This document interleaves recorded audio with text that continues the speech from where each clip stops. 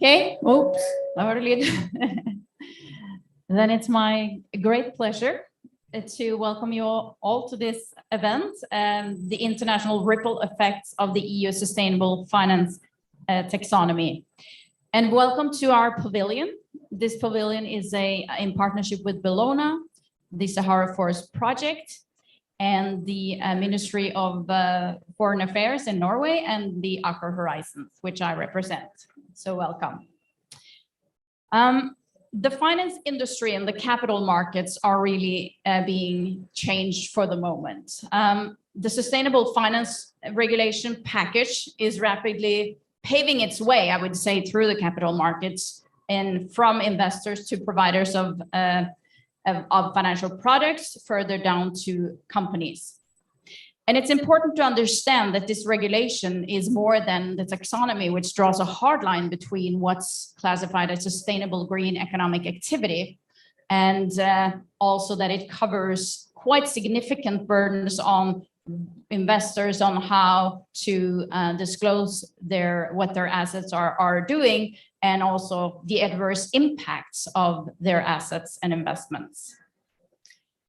So what does it mean really for the capital markets? The EU is really serious in making capital markets more sustainable, and we're already seeing effects of that.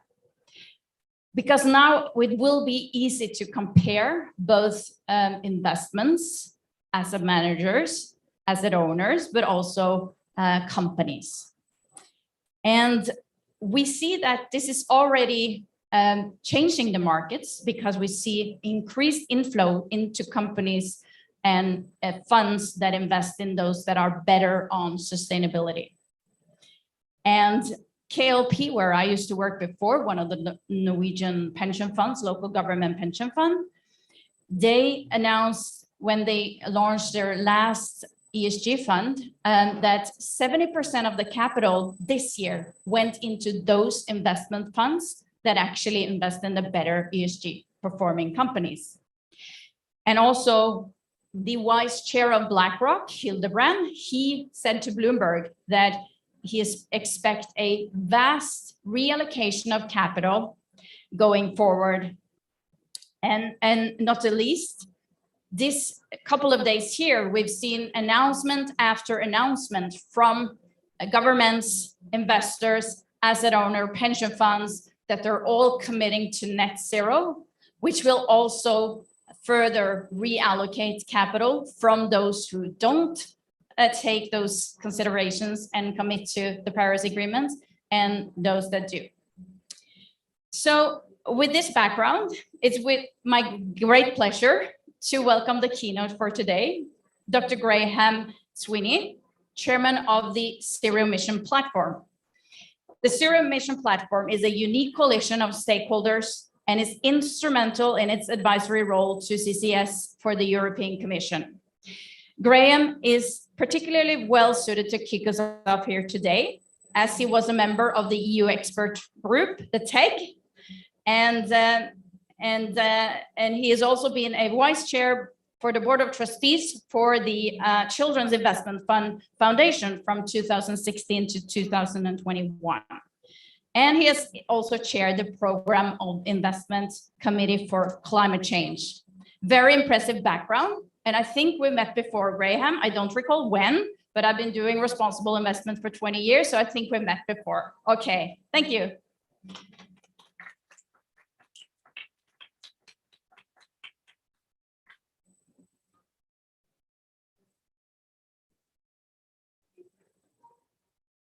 Thank you very much, Jeanette. Indeed, it was my privilege to work with the TEG, and the stuff that came out of that report is tough stuff for a tough problem with not enough time to complete the task in. Perhaps surprisingly, the Zero Emissions Platform supports net zero in 2050. Perhaps somewhat more surprisingly, it also supported the TEG's report on sustainable finance taxonomy, including the conclusion that there's no room for unabated gas. So I would say it's a prerequisite for the green transition to shift capital to sustainable economic activities. So it's clear that the taxonomy is grouped around the notion of economic activities and how you deal with them, how you enable emissions reduction and how you enable them to do no significant harm. So it means that these economic activities, if they comply with the standards that are set, are compatible with the aims of the Paris Agreement, which I tend to super summarize as net zero in 2050. While EU efforts on sustainable finance are needed, the global characteristic of climate change necessitates that international efforts should follow suit. That's why we're here today, to discuss those ripple effects in the global economy and also the signaling effect of the EU taxonomy. It's of pivotal importance and of particular relevance given the ongoing discussions in the taxonomy's treatment of gas and nuclear. The point is that in general, when we have multiple standards, we end up with multiple actions of different kinds, and it doesn't add up to what we had hoped for.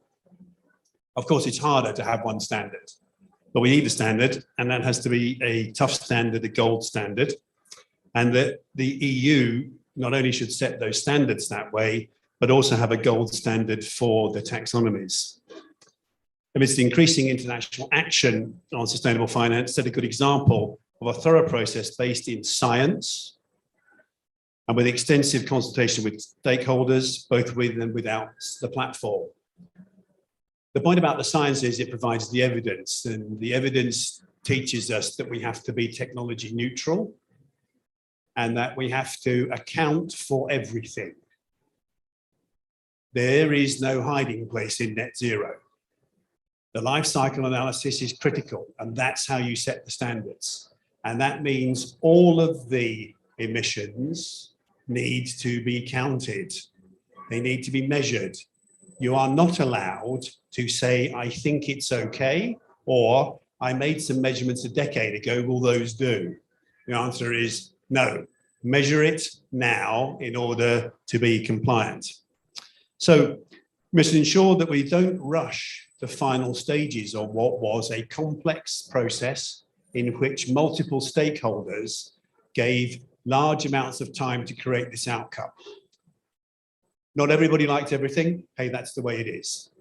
We worked very hard on all of the matters to reach resolutions and to set the standards that I've described.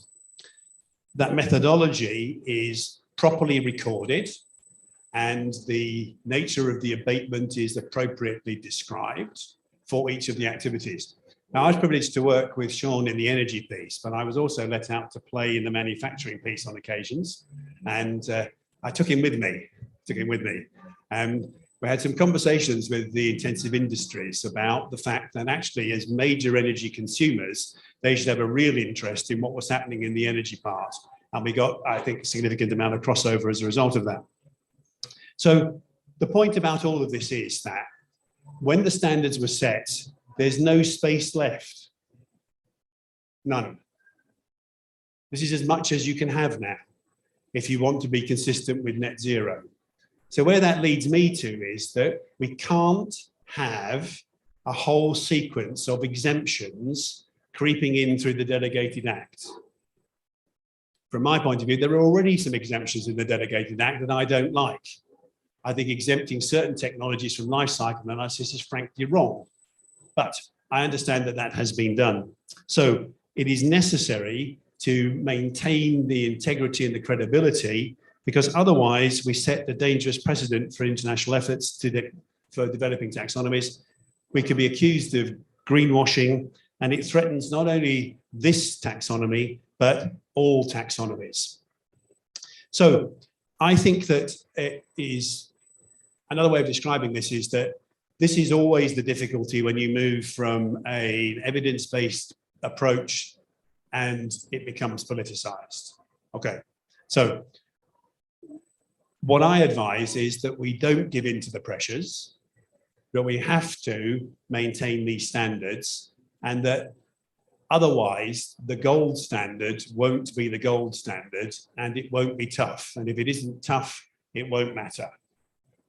I want it to matter. it needs to be seen that if we relax our standards here and this gets globalized, we will have endorsed low standards everywhere. There'll be a queue around the corner. So we don't want to be in this worst in class place. We need to maintain our focus and our drive, and if necessary, pause for a bit to think about where we are as we deal with these matters. I hope that these discussions we're having here will have a strong influence on the way in which the EU policy direction evolves. Thank you very much. And I'm now going to introduce to Frederica Desario, who's going to moderate the panel. Over to you, Frederica.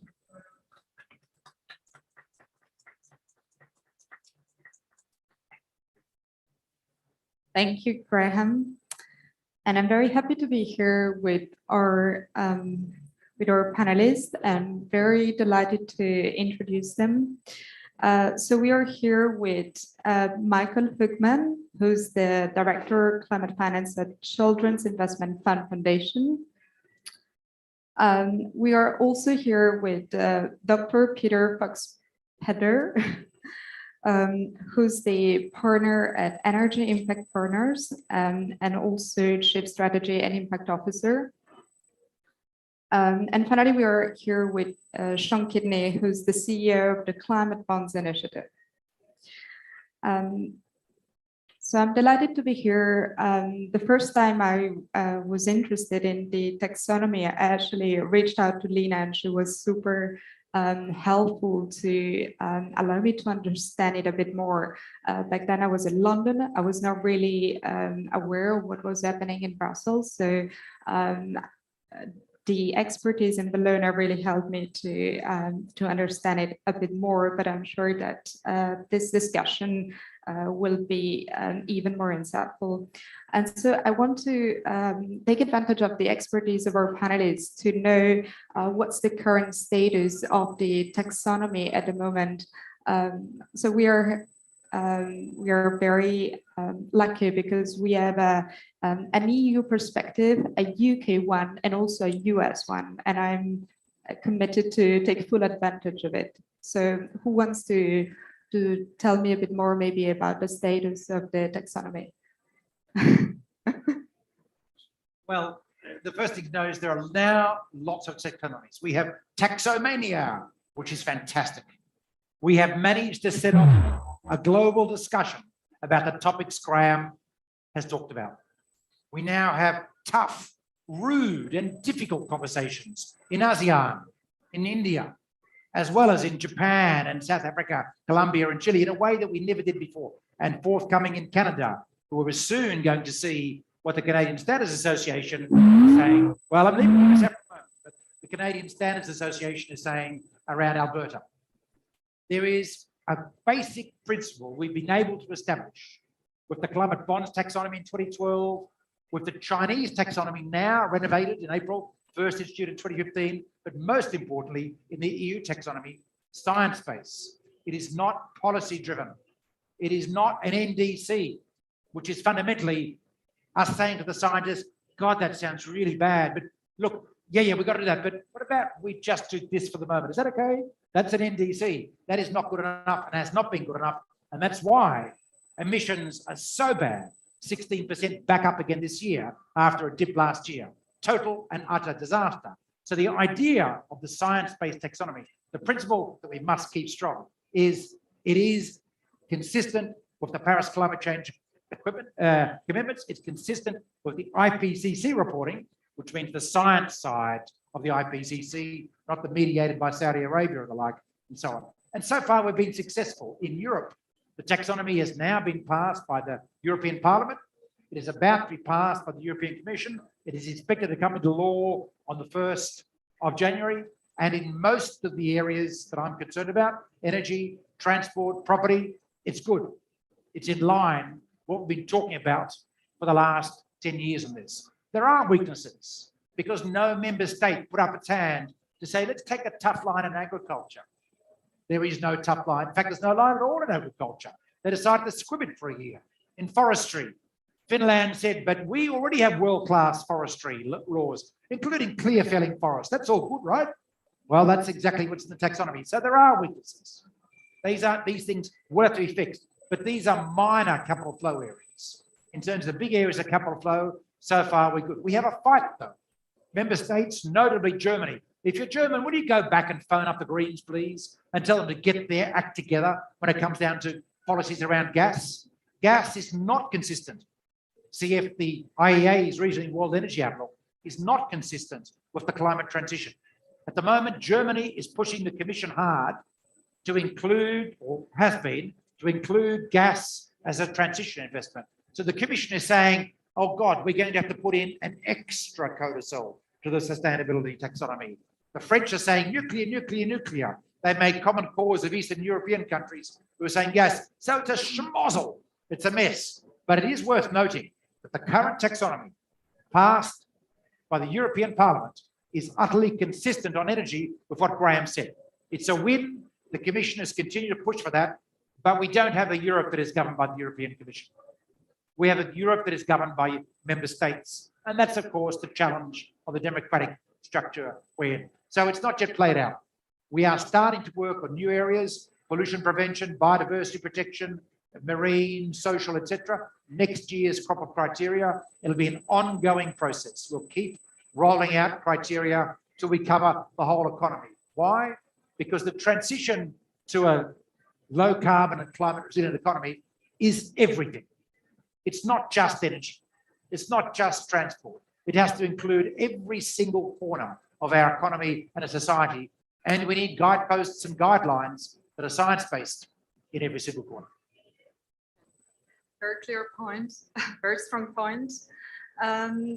So Sean, you explained that there are a lot of controversies at the moment within the member states to decide what to include and what not to include in the EU taxonomy. But so if this happens at the European level, I can just imagine how hard it must be to create two perfectly compatible, sustainable taxonomies internationally.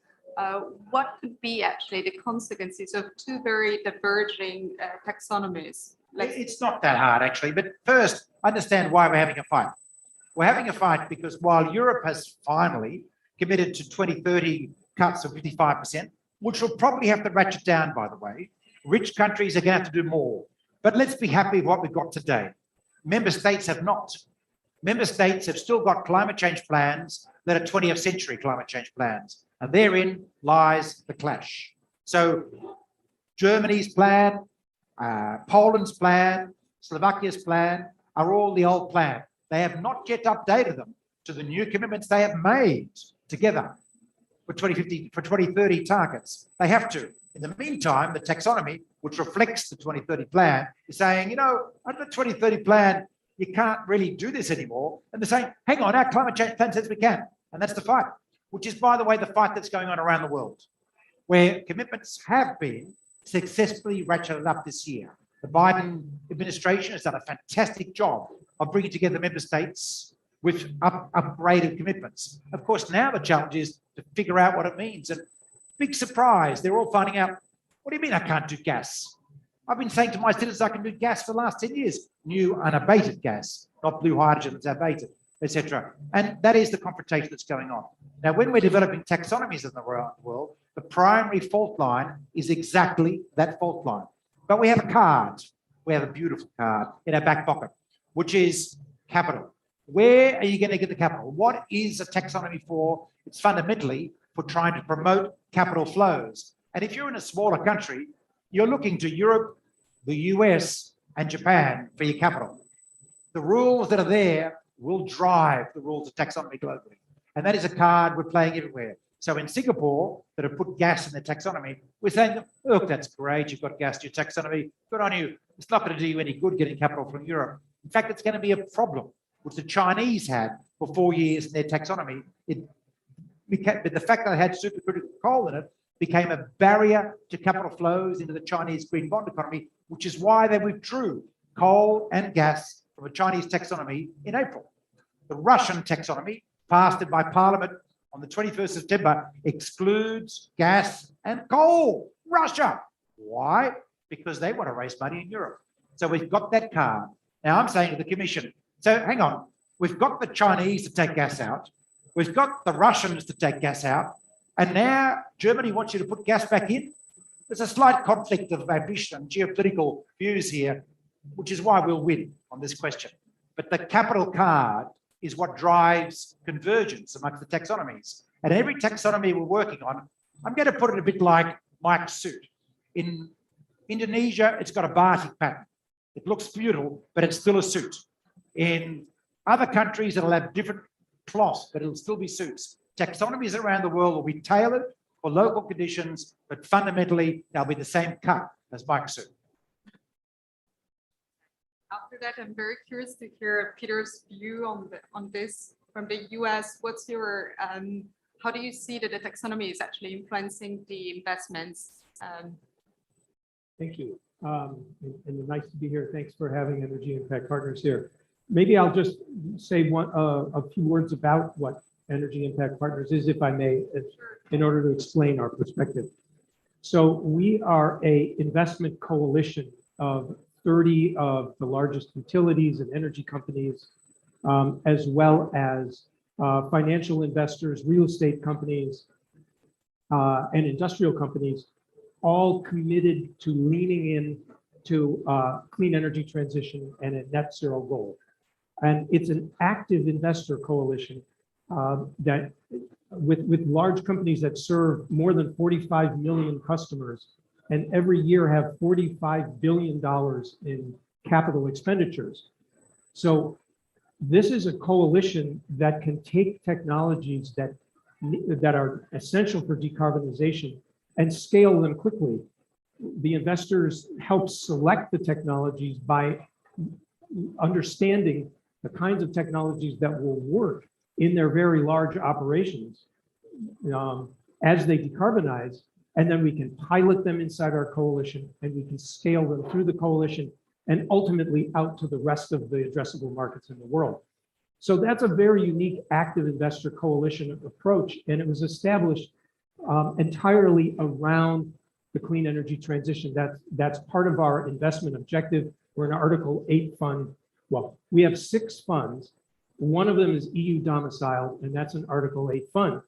The other 5 of our funds are in the US, and that gets to our perspective where we have one of our funds operating under the SFDR, and the other 5 not operating, operating essentially under US SEC rules and other US domiciled rules.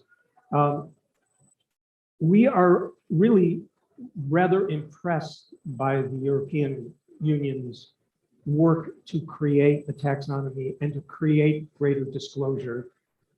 We're pleased to be part of it. And we do think that the taxonomy is a very interesting device. It's structured differently than we tend to do regulations in the US. And so we're still trying to wrap our heads around the structure. We don't use taxonomies in the US. We still have some science-based regulations in most cases, but they're structured differently. We have worked with one of our partners, NISNO, which is the climate impact arm of the Norwegian Sovereign Wealth Fund, to pilot some of our investments through the taxonomy. And our entire mission is clean energy transition. So we have 60 companies, and we've tried to pilot them. And some of them are rather difficult to fit into the transition because the categories, into the taxonomy, because the categories in the taxonomy are very broad. And we have very, very specific innovations that work on the system. I'll give you an example. We have a Norwegian company that we've invested in called eSmart that uses drone imagery processed by artificial intelligence to improve the operation and the maintenance of transmission grids. If you've studied the clean energy transition, you know that the size of the power distribution grids will have to at least double or triple everywhere in the world to accommodate electrification, clean electricity, and to allow for distributed energy and lots of other new forms of energy to interact on the grid. So creating a more efficient maintenance and expansion technologies are great, but where do you fit something that sophisticated into the taxonomy? Is it artificial? Is it IT technology because it's using artificial intelligence? Is it a transportation technologies because it's using drone? Or is it a transmission and distribution technology, which is a category in the taxonomy? So we think the taxonomy is an interesting innovation. We're still learning how to use it. We certainly want it to be science-based and accurate. And we do see a need for improving transparency and disclosure in climate regulations and in sustainable investment regulations. We are one of the few funds, believe it or not, in our space, completely dedicated to clean energy impacts that files a transparent impact report every year. Many other funds report privately, but don't publish impact reports. And even amongst those who publish, we don't have any common measurement framework for measuring reporting carbon impacts. We're actually part of a project called Project Frame, which is a coalition of US-based funds, all impact funds, to create a common impact measurement framework. We're very proud to be members of that, as well as UNPRI. So on balance, we think that greater transparency and greater disclosure is a good idea. We think that too much complexity and the inability to accommodate complex and sophisticated solutions in the taxonomy won't be helpful. And we're cautiously optimistic that it will work well. Thank you. Thank you. And also, Michael, so recently, some stakeholders have also raised concerns about the fact that state-led mechanism, exactly like the taxonomy, in which you provide investors with a classification tool to channel your investments, can actually erode a free market. So I was very curious to hear your view on that. Thanks. Well, firstly, I've been sitting here trying to think about how to defend my suit from Sean for the last 5 minutes, but I haven't come up with a good response. So thank you. I mean, I just think it's a nonsense, basically, this idea. It is extremely clear, I think, to anybody serious about this, that anything voluntary in sustainable finance is just not going to be a solution over any meaningful period of time. There are some voluntary arrangements that have been useful for starting off discussions, getting groups of banks or companies to start thinking about and committing. But it's very clear, and as Sean said, we can see it from emissions and what emissions are doing. The current approach we have and thinking that the market on its own is going to solve any of the challenges we have is just ridiculous. I think what's interesting is the importance of where taxonomies fit in a slightly broader framework of the different bits of regulation that we're going to need to move the system forward. So some of you will have seen this morning, I would say very excitingly, the UK Chancellor announced that the disclosure of detailed climate action plans is going to be mandatory in the UK for companies and for banks. And this is absolutely critical, because we need to see what people are proposing to do, what targets they are claiming that they're going to hit, how they're going to get there. Impossible to do that without a taxonomy. You can't point to your destination and not know not just the route that you're going to take, but the mode of transport and the mechanism for getting there. So the interplay of those other regulatory instruments that are now coming in, together with a really great science-based taxonomy, is absolutely critical. Now, I think what we're going to see, unfortunately, is that the vast majority of companies and of banks and asset managers who are also going to be required under this UK legislation to disclose their plans are going to fail. They're going to fail abysmally.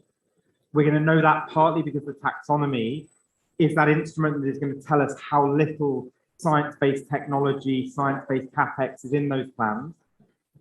But that is going to do two or three things. It's going to reveal to us where there is the need for greater policy, government support for R&D. It's going to tell us where there's a greater need for finance. As Sean said, it's going to be what crowds finance in. And it's also going to tell us where governments are going to need to regulate, where companies are claiming that they're somehow going to hit -50 by 2030, but without using the technologies that are in the taxonomy, it's going to allow us to call that out, that greenwashing out. And I think it's the power of that interplay, the International Sustainability Standards Board that was launched this morning. Again, it's going to require reporting of a number of things, but without the taxonomy, you're not going to be able to call out the inconsistencies there. And this is the brilliance, I think, of the work that's been done over the last 2 to 3 years in Europe, that it's actually created a foundation now for these other regulatory instruments to come in over the top of it. And I think that's going to flow through. The ISSB is a global framework. So Sean's point, parity taxonomy will feed also through that process. And I think that's what's going to start to see action now. Michael, if I may, first of all, that's a very lovely tweet. Thank you very much. You should feel good about it. I already like you more than I like Sean. Well, after that bit of pandering, let me just ever so gently disagree with one thing that you said. I'm very much in favor of transparency, and particularly transparency around net zero plans. I think that's a good idea. The point that you made that I don't quite agree with is that I don't see the taxonomy itself as a necessary tool for being able to create transparency around those plans and disclosure around those plans. I've spent quite a bit of time looking at net zero plans from different companies, particularly energy companies, since we're energy impact partners, and my research is in energy. And I think there are a lot of ways to disclose a net zero plan and to check whether that plan works without the taxonomy. It's not to say the taxonomy is wrong, but I think there are other ways to get there. And if I had to guess where Chairman Gensler and the Securities and Exchange Commission will go in the US, I don't think it will be that route, but I do think there will be more disclosure around net zero plans. So that's just one. I just want to say, I think there are more ways to skin that cat than the taxonomy itself. So if could I respond briefly? So so the foundation that I work for funds an awful lot of the work in this area. We fund CDP, we fund the existing benchmarks that exist that have started to assess net zero plans. But the reality is we are not yet in a position where anybody can say with any real accuracy that we are looking at the details and the specifics that are coming from companies in a way that we can really have certainty around that. I think where you're doing specialist investments in what is, you know, relatively clean tech and things that are already focused on the transition, but we're talking about the 90% of the economy that is the large existing companies, its processes, its sectors, where that is just not obvious right now. It's not obvious, and it's not obvious to people who have to assess this at scale. If you're an asset manager in a bank with, you know, trillions of exposure, you need a framework in which you can assess at scale whether companies are being really serious, and ultimately also for regulators, because a lot of these sectors are just going to need to be regulated, I think. I understand your point, and I do agree that that for a large company, and I understand that's the point you're making, that it is difficult for fund managers who own many large listed companies to follow their net zero plans. And I think it's important that they be able to do that. I'm just saying, I think there are tools other than the taxonomy, routes other than the taxonomy to checking on them. There certainly are, but the key thing that taxonomy does is aim to set minimum benchmarks for transition. And that's a challenge. Take an example. You know, if we're taking a straightforward emissions reduction at the moment, if Volkswagen would build a diesel plant outside of Duisburg, that would probably reduce emissions 15% across that car fleet. But if we look at the emissions we have to achieve in the transport sector, actually that doesn't look good enough anymore. So in the taxonomy, we've set some minimum thresholds for overall fleet or direction. That just, and then within that, there's a hell lot of innovation. We can't predict, whether maybe harnessing gamma rays is going to achieve the low carbon vehicles of the future. Or low carbon trains, hopefully. But the point is, we can say that the emissions level has to be this, not this. And that minimum level, let's call it investment grade environment definition, is the core part of the taxonomy. I do agree with you when it comes down to the direction about R&D and the innovation required to get it. The taxonomy can't resolve that. It can't do that. And I think that's the point you're trying to make, which is absolutely correct. And it doesn't try to in Europe. What it says is investments that broadly lead to the rollout of grids, subject to not going to coal-fired power stations, to the sensors, which will help manage our energy system better, and so on, qualify. And that's why your technology qualifies, because it's there. Now, we can't specify the technology, but we can say tick, tick, tick, bingo, it's in. And of course, it's tied to a macro perspective of the necessary emissions reduction and a bit of a pick of the future. We are going to electrify everything. 4 times the electrification. That is an assumption behind the taxonomy. So I think we can make it work, even with the constraints, which you so rightly point out. And I do like the idea of putting in minimum standards in certain places, with or without the particular structure of the EU taxonomy. Okay, so maybe to wrap it up, can each of you tell me what policies you would suggest to complement the taxonomy? Well, I'm going to start off by saying, to finish off your previous question, the harmonization work between taxonomies is live and real. Tomorrow morning at 8:30 in the EU Pavilion, we'll be launching the draft of the Europe-China Common Ground Taxonomy, which will have a common approach to energy, subject to whatever Germany keeps pushing the Commission to change in the future. But even then, that won't change the taxonomy, Graham.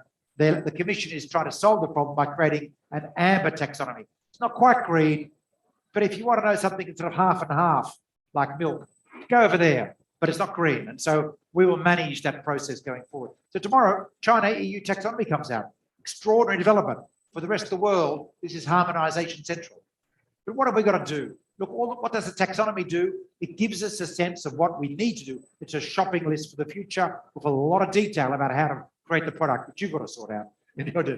But it does give us that shopping list, which we have not allowed ourselves to have in any kind of socialized manner in the future. Now we have to make the shopping list happen. And we have to stop bloody well shopping for things that are not on the list. Like, get rid of the gas. We need a bad bank for coal. Buy them up, close them down fast in Europe. There's a lot of things.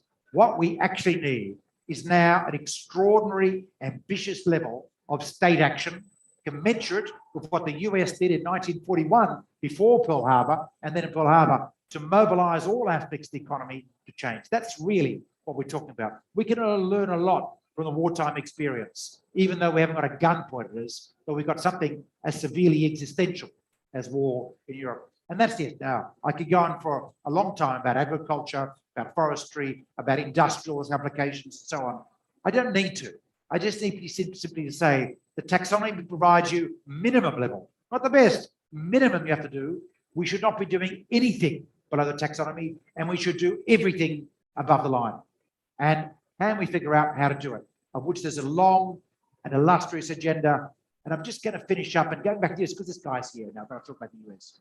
The US for 200 years has managed to grow its economy on the back of strong state action, mainly guarantees and public sector instruments which don't have to be paid for by Treasury. The first state guaranteed bonds were issued in 1790. There are even state guaranteed bonds for the securitization of slaves in the 1830s, would you believe? Okay, bad public policy, but you get the idea. What we now need is to apply the lessons that the US has used to grow its economy for the last 200 years, that China has used for the last 30 years, that Europe used in the 1950s and 1960s, to something that is an existential challenge for us, shifting the economy to green. Well, as the person on the panel who's representing the innovators and entrepreneurs that are in small companies, pre-listed private equity companies, I think that we are learning now how to work with funds like ours and small companies who are very early, some of them pre-market, to align them with net zero goals. And all I can say is it doesn't work the same as with large publicly listed companies where you have very large staffs. You know the impact of the company. You have lots and lots of data and public and private data providers and so on. So from our standpoint, the most important things that are happening are things like the formation of the Net Zero Venture Capital Alliance, which is a brand new alliance we're helping to form and just announced here at COP, of venture capital funds that are going to have to develop means of assessing their portfolios of pre-commercial companies and early commercial companies to see how do we develop guidelines and maybe someday regulations to get them aligned with net zero. But we're really working that out for the first time. Similarly, I mentioned our work with Project Frame, which is us, the Prime Coalition, Breakthrough Energy, and several other funds to create common impact measurement standards, because we are all, many of us, not using similar enough techniques to estimate our climate impacts. So I think those are the efforts that I think are very important to get the private equity, entrepreneurs, and innovators aligned with net zero. Thank you. Thank you, Peter. And Michael? Two, very quickly. The first is simply that the EU needs to now follow what the UK has announced this morning. We need to make it mandatory for detailed short-term action. Again, certainly for large and listed companies, it makes it evident, and the taxonomy helps with that enormously as to whether people are actually serious, which, let's be honest, they're mostly not right now. And that also applies to financial institutions. The other thing is, I think we're going to need to move to a situation where central banks are going to need to use prudential regulation, specifically capital charges. If you are investing, you are backing assets that are not on Sean's shopping list. They're not on the shopping list for a reason. They're not Paris aligned. And if you're investing in those, you should be penalized in your capital charges. It's clearly a risky investment that you're making. I think the ECB and the EBA need to step up and apply the taxonomy through that channel as well. Perfect. Thank you. And are there any questions for our panelists? Yes. Can we? Thanks.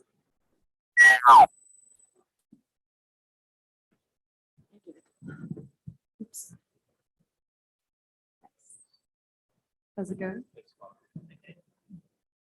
Hello, Faith Ward. I am actually working on the taxonomy and working alongside many of these gentlemen.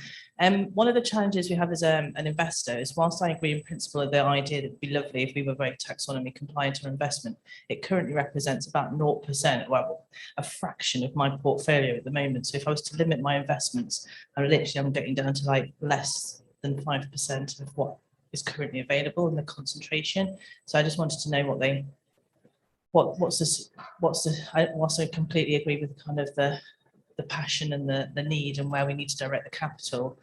There's a enormous gap currently within the opportunity set, because the taxonomy is very tightly defined, rightly so. Some of the detail in the taxonomy is too detailed. We've got work to be done to be able to make it a usable tool, is one. Two is, unfortunately, it shows you how little work we've done in our economies over the last 30 years, despite yabbering away at COPs for 30 years in terms of shooting our economy. Although I would say, three, you're unusually low. In some of the fund managers we're seeing slightly higher percentages. That's not my portfolio. That would be on the global index. If you took a global benchmark, an equity benchmark, so say a FTSE World or something like that, then of the listed equities available to, which is what people might use as a general benchmark, they're looking at less than 5% of that portfolio would be in taxonomy aligned investments. What we're finding is there's a big gap between appropriately useful disclosures now against that taxonomy and available investments. So I accept your point in terms of where you can put your money, and we've got to do a lot more work. We've got a lot of work on data provision, a lot of work on painting the puzzle green in areas where it needs to be green, and that is certainly a challenge. We can get to more like 9% to 11% with appropriate disclosure and appropriate understanding of what is green, which is not there at the moment. But of course, even that's not enough. We've got to get a lot further than that. I would add to that I do think there's a challenge that clearly to think that you can apply that to investors when, you know, the FRAG needs to get a move on, and I think Europe needs to, you know, get that disclosure out there. But you're also on a transition. I mean, I don't think there's any suggestion that any financial institution is going to be able to switch, overnight. I think the key is to have that interplay between the right frameworks to support your transition. And it does feel like the sort of mandatory disclosure probably needs to come fast, should have come earlier if you're going to get the right interplay with the taxonomy. I think that's fair. Yeah. Any other questions? Oh, well, why not? Sure. So this is more to Peter. So when you're talking about venture capital, which I completely agree, I think there's some very exciting opportunities in that space. One of the challenges about those are long-term investments, and yet the taxonomy and the transition and the guidelines and the thresholds will change rapidly over time. How do we deal with trying to actually invest today with the uncertainty as to what the actual thresholds might be in 5 or 10 years' time? Because I think my concern is that people will prevaricate rather than putting their money into the ground and improving and new and innovative technologies, because the goalposts will move around them, and what is net zero when they invest won't be net zero in 5 years' time. And how do we stop people therefore not moving their capital? So, well, I understand the concern, but so far we haven't run into it. When we run into a new innovative technology and we really think it represents a climate solution, most of the time we think investing in it is going to be acknowledged as useful in the taxonomy, and we don't worry too much about the taxonomy shifting to no longer make that a climate positive technology. Maybe it's because the vast majority of the companies we invest in are explicitly climate solutions decarbonization or enabling technologies of decarbonization. And we have not seen any so far that policies have shifted such as to classify them as no longer climate solutions. So we just haven't seen that as a concern. I understand that it could occur for some technologies. And then the way our funds work is once we invest in that technology, we add other technologies, but those remain in the fund for our holding period. And so if the classification doesn't change dramatically, we're fairly sure that a solution will remain a solution. No more questions? No. Well, I think we can close it here. I think it was not the rapid panel as we thought, which was better. So many thanks to our panelists for being with us, and many thanks to you for attending the event, and to Bellona for organizing it. Thank you.